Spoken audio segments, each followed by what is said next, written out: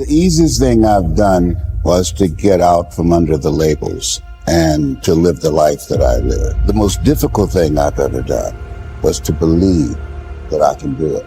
When you don't know what's impacting you and it's something that's holding you down and you're not aware of it, you live in a dominant culture that is designed to destroy your sense of self and your belief in yourself, and you have to learn ways in which you can begin to connect with this power that you have within yourself to handle where you are. The key is to be constantly in a perpetual process of discovering the truth of who you are and fighting constantly to look for ways in which you can escape the inner conversation. Now it's the mental game. And that's where people get lost in life, get lost in that next level. You must get your fucking self out of the fucking sewer. No one's coming in the fucking sewer to get you. It's dark, it's nasty, there's rats down there. It's your brain. You are the only person that can pull yourself out. The easiest thing in the world to do is to complain. The easiest thing in the world to do is to be negative. It takes work to have a perspective that see things on the right side of the coin. You gotta fight for that. It takes work to show up every single day, and when things are not playing in our favor, to say, you know what, man, I'm gonna still show up and I'm gonna give everything I got to it because I value what I'm a part of. It takes work to have the right perspective.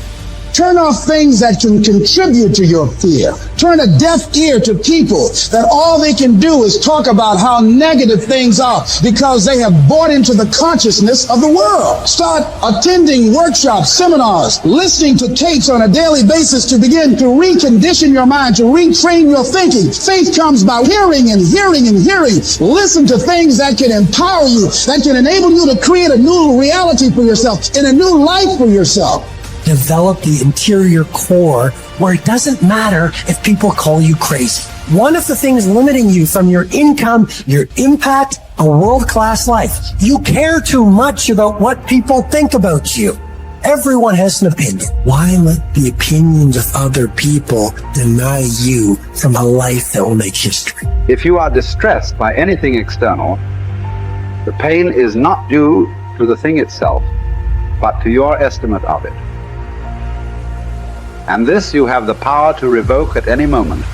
To Epictetus, all external events are determined by fate and are thus beyond our control, but we can accept whatever happens calmly and dispassionately.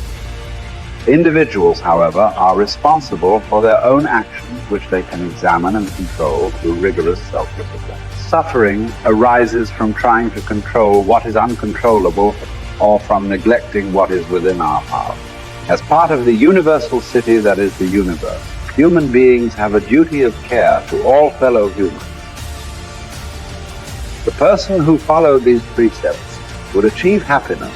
If you choose, you are free. If you choose, you need blame no man, accuse no man.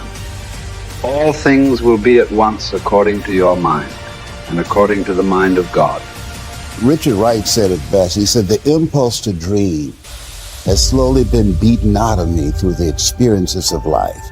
So when you live in a culture that is designed to destroy your sense of self, where you are marginalized, where you have a feeling of being hopeless and powerless, and you're terrorized.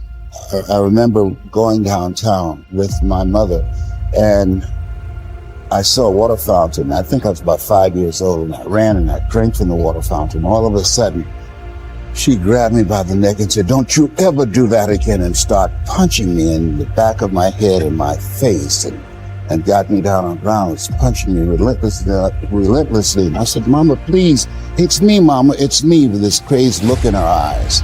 And then a white policeman came, and he had a nightstick in his hand. He was hitting it in his left hand. Oh. He said, "Okay, all right, you beat that little nigger boy enough. Now, I won't have to beat him with this next." And he walked away laughing. And my mother broke down and started crying and said, "Leslie, I'm so sorry. I'm so sorry." I said, "Mama, why'd you beat me like that?" He said, "These water fountains are for white only, son. And if that cop had hit me with his nightstick, he would have to kill me."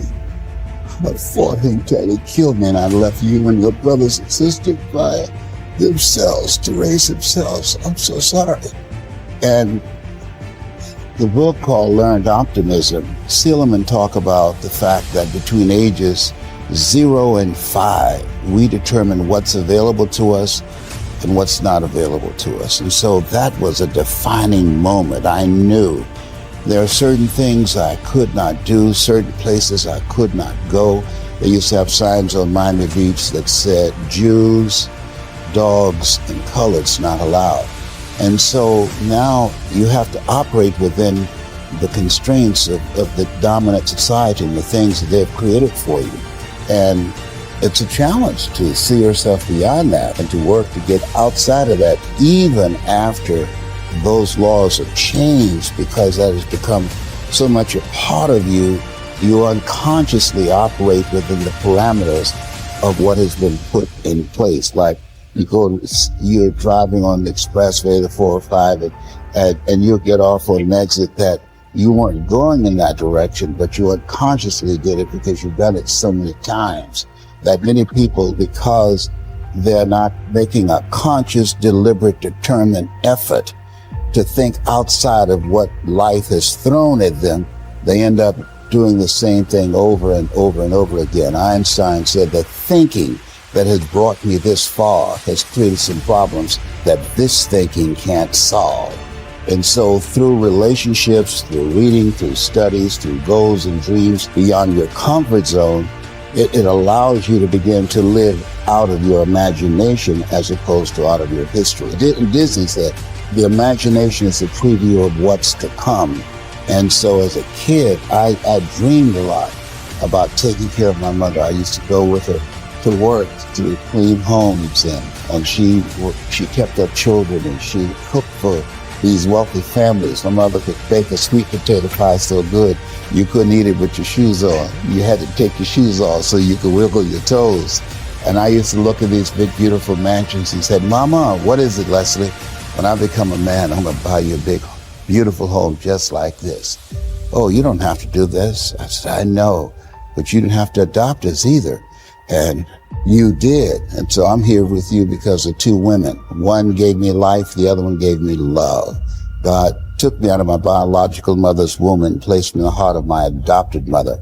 And because of her example and my love for her and the passion that I felt in my heart, I've got to do something to make her proud. I've got to do something to put myself in position to be able to take care of her. That drove me. Nietzsche said, if you know the why for living, you can endure almost anyhow.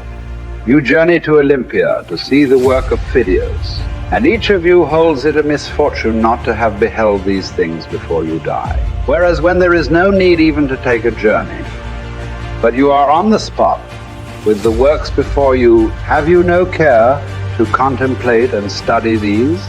Will you not then perceive either who you are or unto what end you were born, or for what purpose the power of contemplation has been bestowed on you? Well, but in life there are some things disagreeable and hard to bear. And are there none at Olympia? Are you not scorched by the heat? Are you not cramped for room? Have you not to bathe with discomfort? Are you not drenched when it rains? Have you not to endure the clamor and shouting and such annoyances as these? Well, I suppose you set all this over against the splendor of the spectacle and bear it patiently. What then? Have you not received greatness of heart, received courage, received fortitude? What care I, if I am great of heart, for aught that can come to pass? What shall cast me down or disturb me? What shall seem painful? Shall I not use the power to the end for which I received it, instead of moaning and wailing over what comes to pass?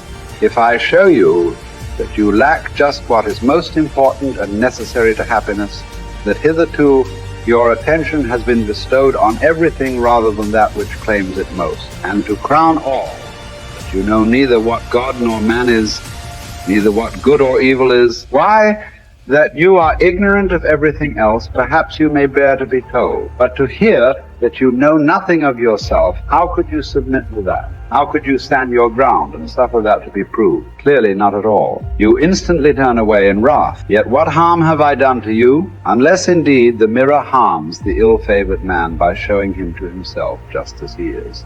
Unless the physician can be thought to insult his patient, he tells. Friend, do you suppose there is nothing wrong with you? While you have a fever, eat nothing today, and drink only water, yet no one says, what an insufferable insult. Whereas if you say to a man, your desires are inflamed, your instincts of rejection are weak and low, your aims are inconsistent, your impulses are not in harmony with nature, your opinions are rash and false, he forthwith goes away and complains that you have insulted.